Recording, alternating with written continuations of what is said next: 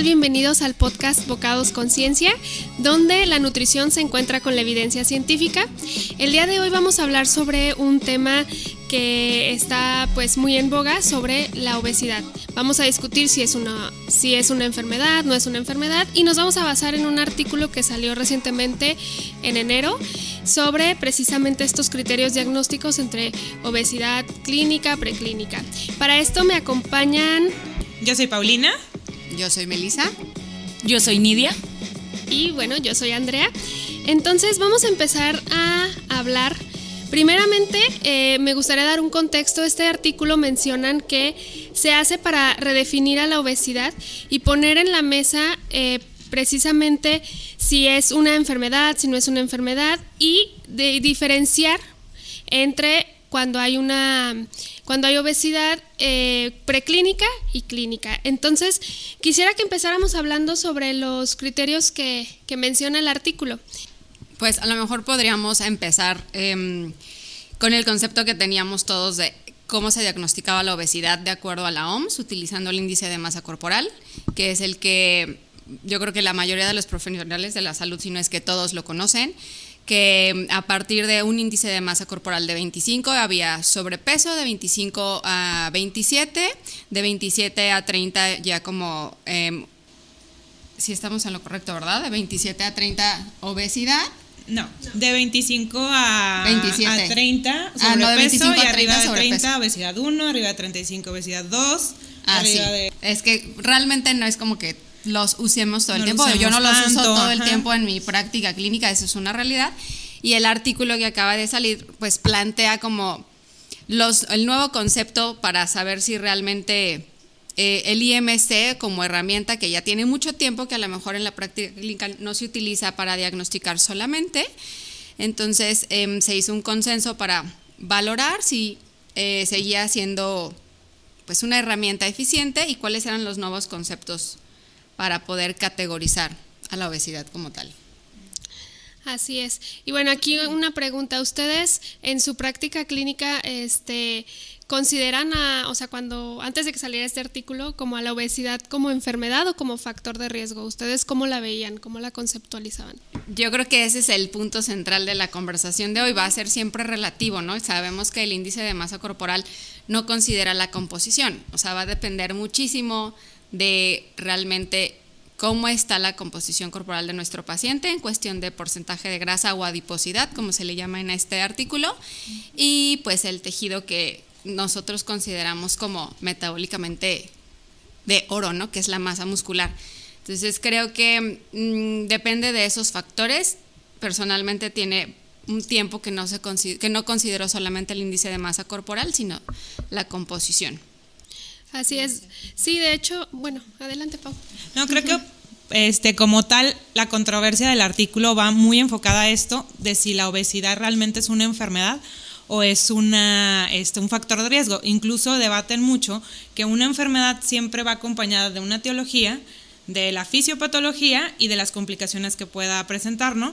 Y vemos a la obesidad o a este exceso de grasa que se conoce, o bueno, ahora que hablemos de las nuevas formas de diagnosticar, veremos que se consideran otros factores, pero al final pues no está claro si realmente la obesidad sigue siendo un factor para desarrollar todas las enfermedades metabólicas o realmente ya considerarla como una enfermedad. Y no solo metabólicas, que también eso es lo interesante, ¿no? O sea, como que tenemos el concepto de que solamente me va a afectar a nivel metabólico, pensando en voy a tener alteraciones en los lípidos, colesterol, triglicéridos, etcétera, o que puede aumentar el riesgo de diabetes o me puede aumentar el riesgo cardiovascular, hipertensión, ¿no? Sino realmente afecta todos los sistemas. O sea, tienes mayor riesgo de tener, pues literal, una fractura, por decirlo de alguna manera. O sea, aumenta el riesgo de todas las patologías. Pero mejor voy a dejar que las demás platiquen porque tengo fama de extenderme demasiado. Entonces, sí. Me gustaría abonar algo ahí. Bueno, no sé si alguna de ustedes también quiera hablar, pero me llegó a la mente ahorita que Meli decía que afecta a otros sistemas, que justo en la definición ya consideran que puede haber afectación de la funcionalidad, ¿no? No tan solo tener ese exceso de obesidad, de adiposidad, o exceso de grasa medido por la composición corporal, sino que también que ya haya afectación incluso para bañarte, para ir al baño, para movilizarte, para hacer tus tareas del día a día. Entonces eso me parece bastante interesante porque pues es parte fundamental de una persona funcional, ¿no? Así es, de hecho, me gustaría tocar los puntos clave en definición, como más, porque no los hemos puesto sobre la mesa, pero básicamente el artículo menciona que para decir obesidad así solita, pues es el exceso de tejido adiposo, ¿no? Y luego ya diferencia entre obesidad clínica, y esto es cuando ya se involucra una afectación metabólica, de función o un daño ya en tejidos, en un órgano o tejido, ¿no? Y está la obesidad preclínica, que aquí es un estado de exceso de grasa corporal, pero no hay alguna afectación de función ni metabólica ni en un órgano, ¿no? Pero lo considera como un factor de riesgo para desarrollarlas. Entonces ahí es como, creo que ahí el artículo como que ya te dice, o sea, obesidad preclínica es un factor de riesgo para la obesidad clínica.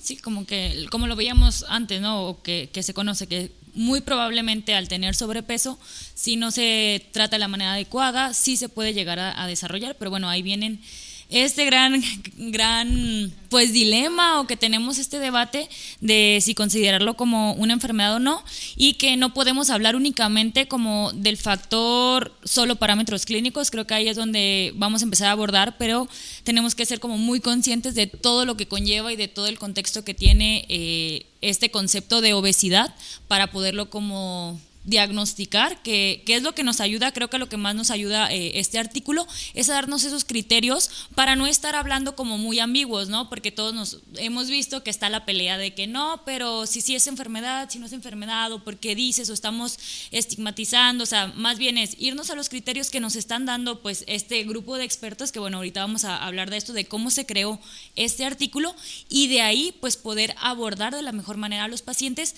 sobre todo centrándonos en su salud.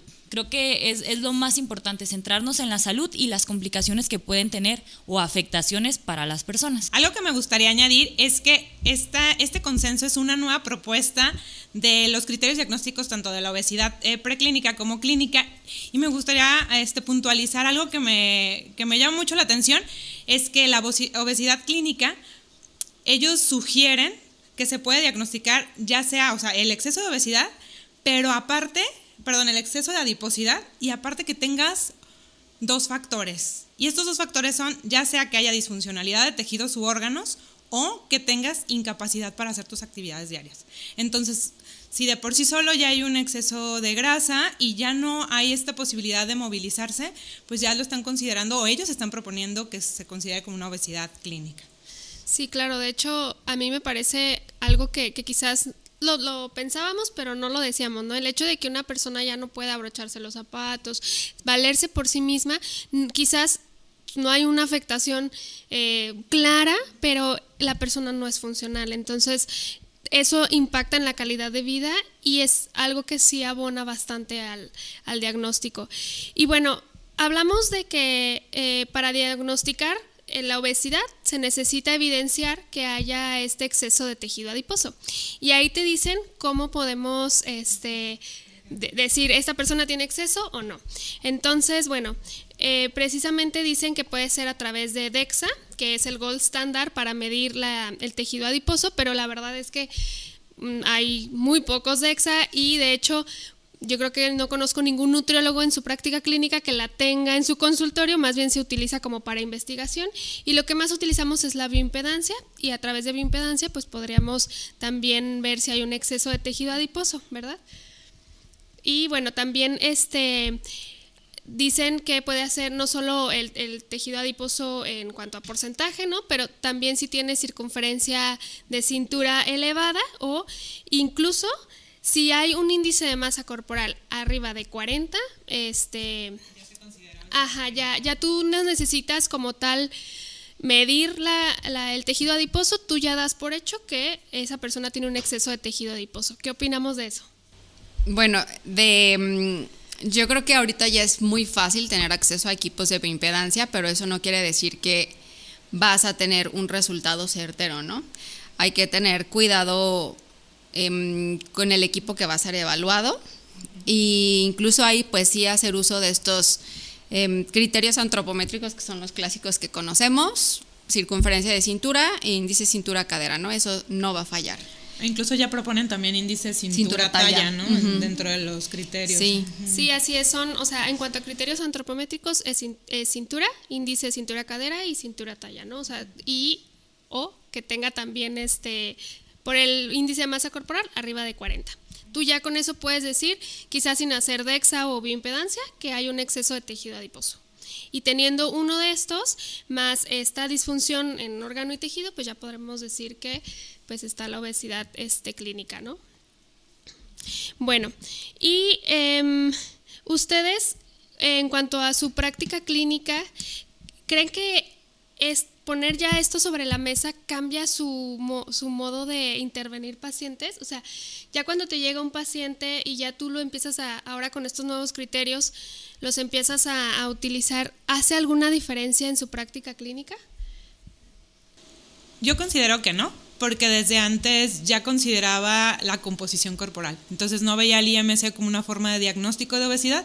O sea, sí se utilizaba porque es parte del abordaje, reportar el IMC como tal, ¿no? Que lo hemos hecho por muchos años, pero consideraba yo el porcentaje de grasa y la masa muscular. Entonces desde ahí yo ya sabía cómo iba a ser el abordaje de acuerdo a su composición corporal. Incluso el mensaje hacia los pacientes era ese: vamos a hacer una recomposición corporal. Sí, yo creo que no bajar de peso. Ayuda mucho tener estos criterios, pues nos abona, nos hace tener como una guía, creo, como profesional de la salud, que muchas veces hacen falta.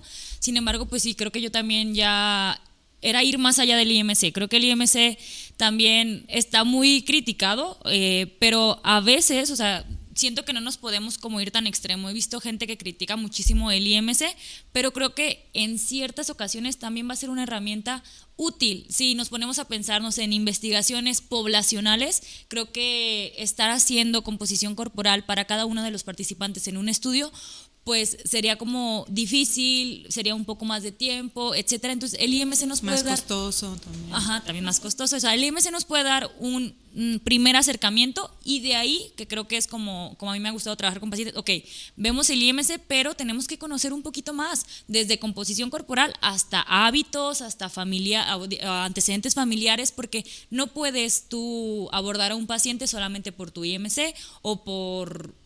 Sí, o sea, solo por un criterio. Entonces creo que sí es importante siempre ir más allá, y esto pues nos ayuda a fortalecer esa idea de ir más allá de solamente el IMC.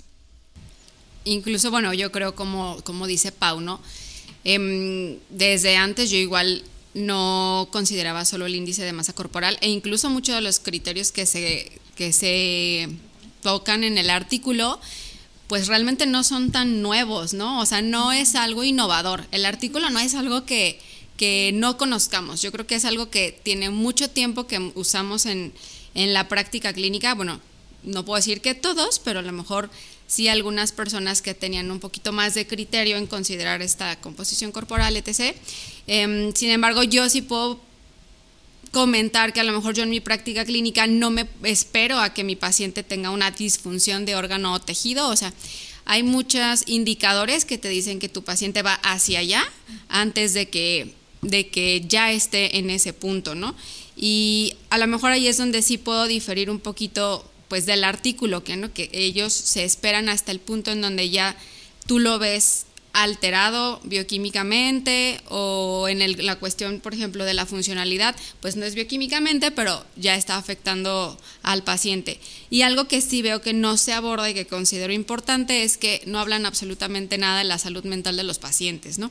O sea, tu paciente puede estar perfectamente, entre comillas, metabólicamente, porque ese es otro tema que también podemos pensar o que podemos platicar en otro capítulo, pero los pacientes que ya tienen cierta, no sé cuál sería la palabra de nombrarlo, pero que empiezan a tener un índice de masa corporal elevado y un exceso de adiposidad, dentro de los muchos factores que involucran la obesidad, sí es el aumento en la ingesta de calorías. Entonces sí creo que involucra un factor de salud mental que no se considera en el artículo y que a lo mejor nosotras no somos expertas como nutriólogas, pero sí en la consulta tenemos muchísima carga psicológica de parte de los pacientes. Entonces, ya seamos médicos, o sea, cualquier profesional de la salud, creo que es algo que se puede considerar al momento de estar evaluando a un paciente.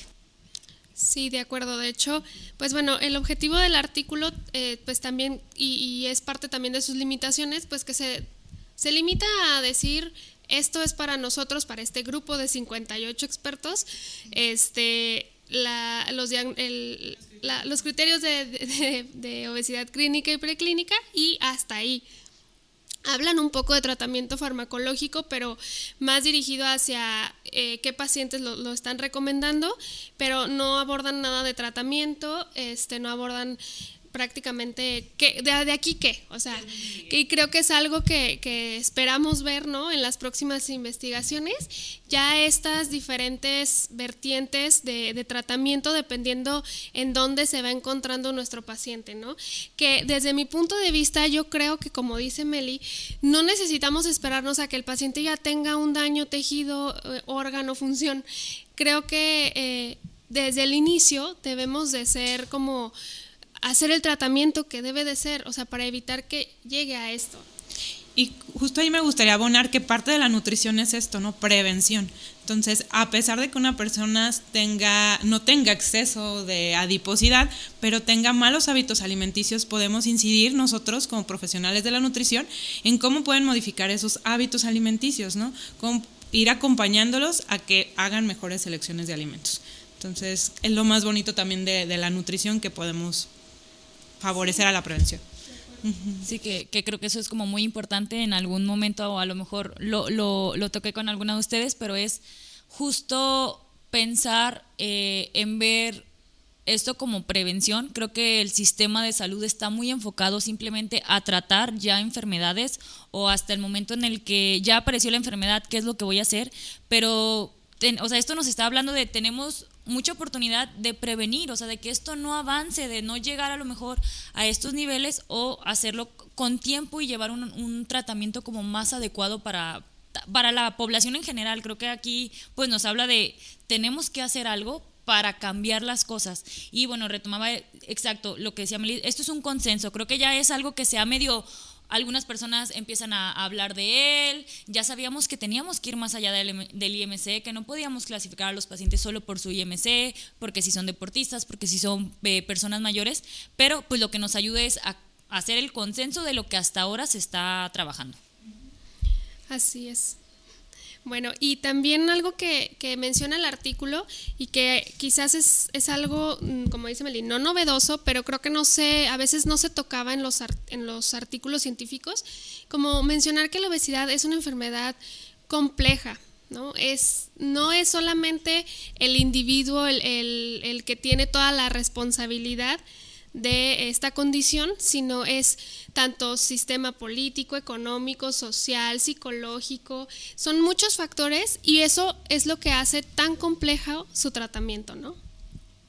¿Qué nos podrían decir sobre esto, de todos estos factores? Porque creo que a veces nos limitamos a decir que es médicamente, ¿no? Y hasta ahí. Y él, pues es una persona que tiene exceso de grasa corporal, pero ¿qué lo llevó ahí? Fueron sus elecciones, fue el sistema, incluso su genética, ¿no? Entonces, creo que esto abre la puerta a nuevas investigaciones, a abrir nuestra mente y a dejar de culpar como al individuo solito.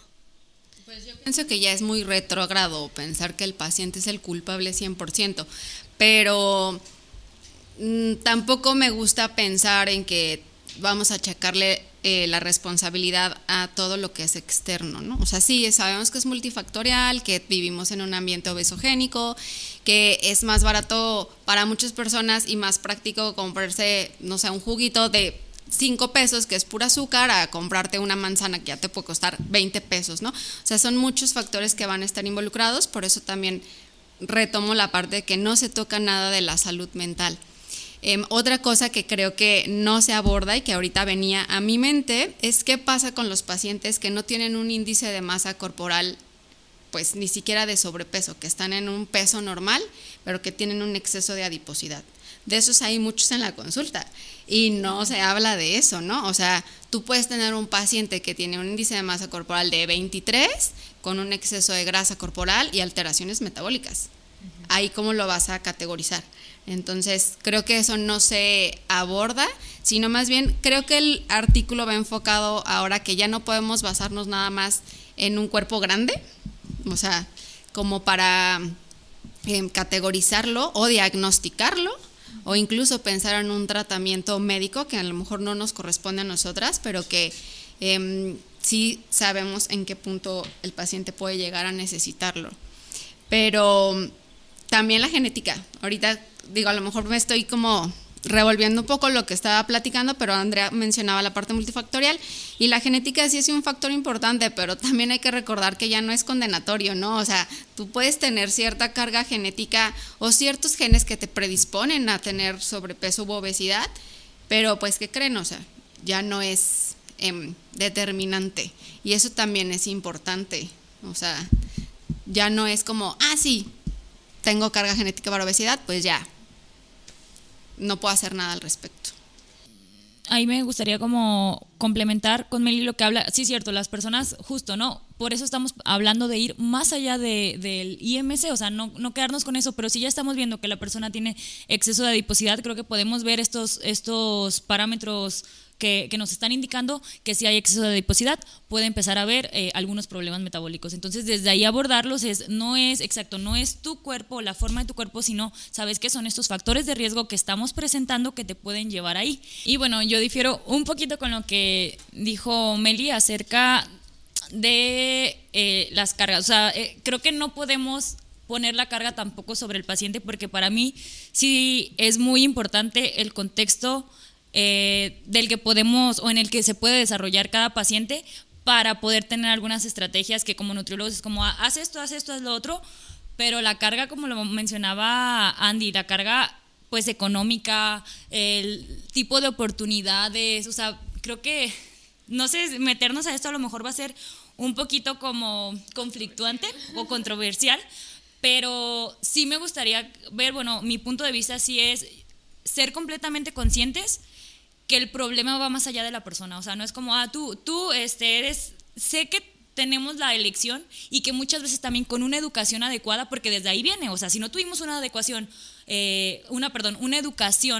donde nos enseñaron a comer, o sea, a lo mejor nosotros, yo sí puedo decir, muchas cosas de las que aprendí, pues las aprendimos en la carrera, ¿no? O sea, nadie, en general de muchos como hábitos saludables no nos los enseñan en cualquier lugar, o sea, o no nacemos con eso, entonces, todo lo que conlleva para que, no puedes decir que la persona es porque no quiere hacer ese estilo de vida. No, pero yo no dije que no es porque la persona no quería, sino simplemente no creo que puedas solamente como el 100% de la responsabilidad al sea paciente, ¿no? O sea, claro, es como entender, yo creo que es entender que no hay culpa, o sea, no es como, tú eres el culpable de tenerlo, pero sí buscar estrategias que de acuerdo al todo el contexto, al sistema político, a los apoyos, a las facilidades que tiene cada paciente, pues de esa manera abordarlo, porque bueno, creo que Andy tiene un punto importante que tocar.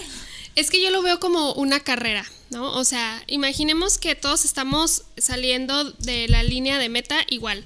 Es decir, todos tenemos las mismas condiciones económicas, de contexto social en general, y genéticas, educación, todo.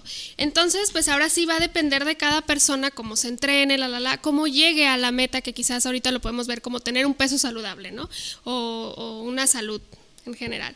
Va a haber personas que van a iniciar esa carrera más atrás. Ese es mi punto de vista, o sea, si nací en una familia en donde no hay recurso, en donde no hay educación, en donde, ¿cómo les explico? Tengo que trabajar 12 horas, ¿no? Porque son las 8 horas de trabajo, más lo que me desplazo, llego cansado al trabajo, luego tengo hijos, o sea, ¿cómo le vas a pedir a esa persona en ese contexto que tiene que trabajar tanto, que aparte llegue a su casa, cocine sus propios alimentos? O sea, A diferencia de una persona que trabaja cerca, tiene su automóvil, va a trabajar 8 horas, regresa, se va al gimnasio, tiene el recurso para hacerlo. Entiendo que el que quiere puede, ¿no? Y así a veces, no, pues salte a caminar a tu cuadra peligrosa, o sea, creo que sí es importante el contexto y ver a la persona de manera integral. Y no es que los esté justificando, pero es entenderlo por qué llegó ahí y quizás de la manera en la que se pueda ayudarlo a encontrar cómo modificar su estilo, ¿no? Pero yo creo que no para todos es posible tener un estilo de vida como súper saludable en el contexto de cada uno.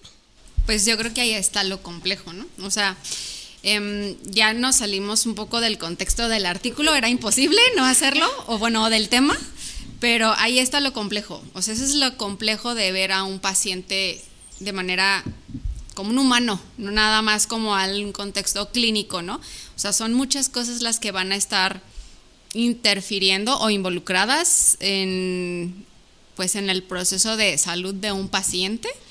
Entonces, no quiere decir que yo crea que toda la culpa la tiene el paciente, jamás dije eso, o sea, ni creo que sea 100% responsable. Por supuesto, el reto es ese, o sea, al momento de evaluar a tu paciente tienes que considerar todas las variables, o sea, todas las variables. Y ahorita hicimos un corte y en ese cortecito Pau mencionó algo que creo que es importante, nada más como que le voy a dar la pauta, pero ahí es donde entra la parte del trabajo interdisciplinario y multidisciplinario. Y, bueno, yo antes de que lo comente, Pau, justo eso que, lo mencionaste y eso es, creo que nuestro reto ahorita es cómo vamos a ayudar al paciente para que encuentre las estrategias adecuadas para que, de acuerdo a estas limitaciones que conocemos, y ser empáticos y también entender, ser amables yo como que uso mucho, sea amable contigo, ¿no? Hasta dónde puedo, qué es lo que puedo hacer, y no necesariamente para llegar a un peso o a un cuerpo deseado, que también creo que eso nos está marcando mucho, que es todos estos estereotipos, pero es qué elecciones voy a tomar para tener salud, para mejorar algunas elecciones de salud que me van a nutrir más, que me van a ayudar a tener más energía, que voy a rendir mejor en el día. Pero continúa, Pau, perdón. Antes de mencionar esta parte del trabajo interdisciplinario y multidisciplinario, me gustaría retomar el tema que mencionaba Andrea, de que no todos parten de la misma línea, ¿no? en la carrera. Estoy de acuerdo con ello, pero tampoco creo que debamos de catalogar o comparar a las personas por alguna de sus condiciones simplemente, sino considerar todo el contexto, porque también podemos tener a una persona que tenga adecuado recurso económico, pero no tenga salud mental, y esto le está impidiendo llegar a la meta de su peso saludable, de lo que hablábamos, ¿no? Entonces creo que aquí es puntualizar de que tenemos que ver a la persona, no comparar entre personas, sino más bien ver a la persona de manera integral, cuáles son los componentes que están predisponiendo o que han suscitado que llegue a ese estado de adiposidad para nosotros poder hacer una intervención adecuada. Y con esto lo conecto con el equipo, ¿no? Entonces, por parte de nutrición, ¿qué podemos hacer para ayudarla a que sus hábitos vayan encaminados a selecciones saludables? Pero también vamos a necesitar de un equipo que nos apoye y acompañemos al paciente en esta meta, ¿no? O sea, al rehabilitador físico, al activador físico, al médico, al psicólogo. Entonces necesitamos un grupo integral para que nos ayude a llegar a esa meta, ¿no? Entonces creo que eso es parte fundamental de lo que tenemos que tener en mente cuando abordamos a una persona, ¿no? Y también coincido con Nidia que es muy importante también ver a la persona al paciente como humano, como persona, ¿sí? Entonces, partir desde la empatía, y es muy importante también los mensajes que dirigimos hacia ellos. Y de eso depende también el apego que puedan tener. Algo que me gusta mucho mencionarles a mis pacientes es tratar de comer la mayor parte del tiempo saludable. No significa que no puedas elegir alimentos que no sean tan saludables, o sea, la vida, también los alimentos nos conectan con emociones, con nuestra vida, con nuestra niñez, con lo que sea. Entonces creo que es la mayor parte del tiempo, pero esto no significa que siempre. La vida pasa. Yo les digo a mis pacientes, la vida pasa. Y eso es el principio, existe algo que se llama el principio de Pareto, que es la regla del 80-20, ¿no? Si tú haces el 80% como del tiempo algo bien, va a impactar el otro 20% de manera indirecta. Entonces, no se estresen tanto, eso es lo único que yo les digo. Siempre hay que seguir como una pauta saludable, que también pienso que todos tenemos en la cabeza lo que tenemos que comer, que es algo que yo siempre he dicho. Pero ya, no sé si quieran decir algo más. Yo nada más quisiera también decir a las personas que nos escuchan que también esto no se trata de un tratamiento, de que en un ratito voy a cambiar mi condición, y es algo que también les digo a mis pacientes. Todo el tiempo que te llevó llegar a ese peso o a esa condición, obviamente no se va a revertir en una dieta, como le llamamos ahora, de 1 mes, 2 meses. O sea, es un trabajo, y esa es la chamba y lo difícil, porque no son tratamientos quizás ni de 1 año. O sea, estamos hablando de un cambio en el estilo de vida de las personas, porque aunque la persona hiciera una dieta, tratamiento, porque ya no solo hablamos de dieta, ¿no? Es todo el conjunto de intervenciones que se tienen que hacer: ejercicio, psicología, médico, nutricional, para llegar a la meta. Pero si el paciente vuelve a sus hábitos, pues vuelve a ganar este peso. Entonces, quitar esa mentalidad de que el tratamiento es solo en lo que pierdo peso. No, tenemos que hablar de toda una reestructuración de la calidad del paciente, de vida, de todo, ¿no? Y yo nada más ahí mencionar que sí creo que estamos sesgadas, porque no deberíamos estar mencionando el peso, sino como cambiar la composición corporal, ¿no? O sea, hemos dicho mucho esto de subir, o sea, cuánto peso subes o cuánto peso bajas, y ese es justo el objetivo del artículo: quitar como esa parte solamente de los kilos, sino pensar realmente nada más en exceso de grasa, no exceso de grasa. Sí, de hecho, pues sí. O sea, creo que se nota que pues el artículo era necesario, ¿no? Como para poder diferenciar esto, y que todavía en nuestro lenguaje seguimos hablando del peso, pero creo que parte de reconocerlo es para poder cambiarlo, ¿no? Si no lo reconocemos, no lo podemos cambiar, pero en eso estamos todos. Así es, y para mí es pues llegar a un equilibrio. O sea, tenemos cada quien, o sea, no podemos tampoco hacer lo mismo que hace el otro, o ver lo que dicen los influencers, o lo que en redes, o muchas veces están bien sacados de contextos, y pues no tenemos las mismas posibilidades que ciertas personas. Entonces, justo como pues ya lo mencionamos, hay que centrarnos en ti como persona, qué te hace sentir bien, qué elecciones son adecuadas para ti, y que eso te lleve a que sea algo constante, porque como lo mencionó Andrea, no va a ser de un día para otro, de una semana a otro, de un evento a otro.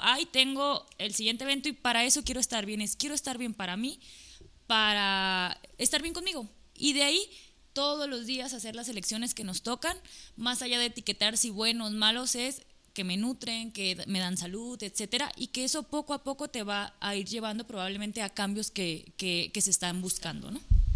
Así es. Y bueno, ya no sé si quieren agregar algo más, o cerramos ya con lo que apona ya este artículo, como que nos gustaría ser muy puntuales en los criterios, como para que queden más claros. ¿Sí? ¿Empezamos ya con eso? Ya podemos cerrar. Muy bien. Bueno, nada más les vamos como a platicar de manera breve el algoritmo de diagnóstico que propone el artículo, que es, bueno, primero es evaluar el exceso de grasa en tu paciente, evaluar la composición corporal, ya sea por medio de un criterio antropométrico, que sea midiendo la circunferencia de cintura, o calculando el índice cintura-talla. Y otra, bueno, considerando el porcentaje de grasa, ya sea por medio de DEXA o bioimpedancia. Y después de eso, dependiendo del índice de masa corporal de tu paciente, se tiene que considerar si tu paciente ya tiene signos clínicos. Si tu paciente tiene un índice de masa corporal que lo categoriza como con sobrepeso, pero no tiene un exceso de grasa, anteriormente era sobrepeso, ahora ya es no obesidad. De ahí el segundo paso sería, si tu paciente tiene exceso de grasa, ver si tiene signos clínicos, o sea, ya sea algo disfunción de funcionalidad, o algo metabólico, o algún marcador bioquímico alterado, entonces es obesidad preclínica. Después, si tu paciente ya tiene un índice de masa corporal de obesidad, y aparte un exceso de grasa, y aparte alguna disfunción, ya sea de cuestión de funcionalidad o de algún órgano o tejido o sistema, entonces ya es obesidad clínica. Si algo se me fue, pues lo pueden retomar. Yo nada más les quisiera preguntar, ustedes en su práctica que piden a sus pacientes o cómo evalúan la funcionalidad de órganos y tejidos. O sea, tu paciente llega y pues tú a lo mejor puedes hacer bioimpedancia, pero de ahí pues lo demás no se ve. ¿Qué piden ustedes o qué revisan en un análisis bioquímico para saber que todo está bien? Bueno, a mí me gustaría nada más decir que esos sí establece el artículo 18 criterios y lo divide como en sistemas, y si ya los quisieran consultar, pues el artículo lo vamos a dejar en el pie, en las notas de este capítulo, pero bueno, de manera en mi consulta, pues lo básico que todo paciente, incluso con exceso de tejido adiposo o no, se les pide, ¿no? Glucosa, colesterol, triglicéridos, porque incluso llegan pacientes que tienen 50 años y no tienen 5 años, 10 años sin hacerse un estudio. Entonces, a manera de como tamizaje, siempre se les pide al menos como metabólicamente cómo están, ¿no? No sé, Pau, ¿tú qué sueles pedir? Creo que coincido, es una química sanguínea, un perfil lipídico, creo que eso es lo básico. Una hemoglobina glucosilada, una insulina, marcadores inflamatorios, proteína C reactiva, o sea, son cosas que a lo mejor no se piden, pero son importantes, ¿no? Que justo es como lo que yo mencionaba un poco al inicio, o sea, no te vas a esperar a que tu paciente tenga una alteración, sino aunque hay marcadores que a lo mejor no son específicos, pero que ya te están hablando de que haya una alteración sistémica. Entonces, ¿no? Exactamente, como la PCR, como, o sea, ver a lo mejor en su biometría hemática que algo está limítrofe, o sea, ese tipo de cosas creo que son importantes como nutriólogos saberlos, porque yo siempre he dicho y veo que muchos pacientes debutan en nuestro consultorio. Sí. O sea, hay gente que no va al médico. No. Y va al consultorio de nutrición buscando orientación para bajar de peso o porque tienen alguna patología o así, y ahí se dan cuenta que existe algo más, ¿no? Entonces, tiene que haber responsabilidad y ética de nuestra parte y estar súper bien actualizadas y conocer bien cuáles son todos los parámetros para poder saber cuándo sí hay un riesgo, cuándo ya existe una enfermedad como tal y poder derivar, ¿no? Y trabajar de manera conjunta. Así es. ¿Algo más que quieran agregar? ¿Todo bien? Pues nada, creo que ahorita Andrea va a cerrar, nada más les vamos a dejar no sé cómo se diga, pero nuestras redes sociales, pero ahí la infografía del artículo que está bastante gráfica para que la puedan revisar y pues compártanos. Sí, compártanlo con las personas que crean que les puede ayudar. Y también, si ustedes difieren de alguna cosa de la que dijimos, esto es una conversación entre ambas partes, tanto de nosotros hacia ustedes, pero ustedes hacia nosotros también. Nos gustaría que nos comentaran si estuvieran de acuerdo, si no estuvieran de acuerdo, en los comentarios de donde subamos este capítulo.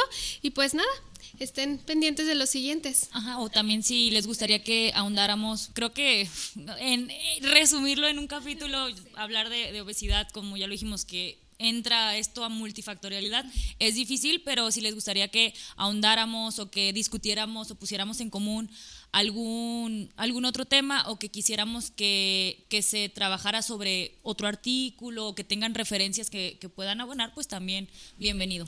Sí, hay un artículo que acaba de salir que ya, o sea, independientemente de la composición corporal, que es bastante interesante, o sea, un índice de masa corporal elevado aumenta el riesgo de cualquier patología, o sea, ya, olvídense del exceso de adiposidad, olvídense de todo, tener un índice de masa corporal alto, sí, aumenta el riesgo de cualquier enfermedad.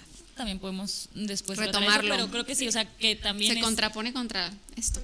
Sí y no. Sí, no, exacto. Pero un poco la mano, pero sí, justo eso, ¿no? Y que también tampoco hacernos de la vista gorda y decir, no, todo está bien, o sea, sé que hay que tener ese punto, pero también, ¿saben qué? Si hay estos signos, pues hay que tratarlos, no hay que normalizar que vayan a presentar un riesgo, que es lo que nos habla, o sea, no podemos tampoco no hacer nada o decir que todo está bien cuando sabemos nosotros que metabólicamente sí podemos exponer al paciente. Entonces creo que es llegar a ese equilibrio de nuevo.